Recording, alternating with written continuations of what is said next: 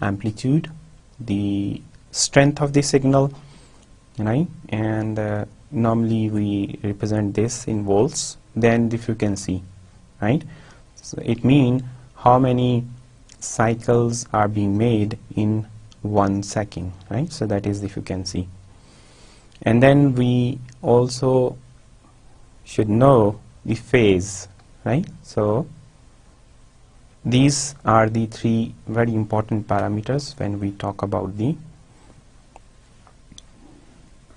sinusoid or sine wave, right? So let me show you those different. So this is a generic sine wave, right? So this is the, you can say, peak amplitude,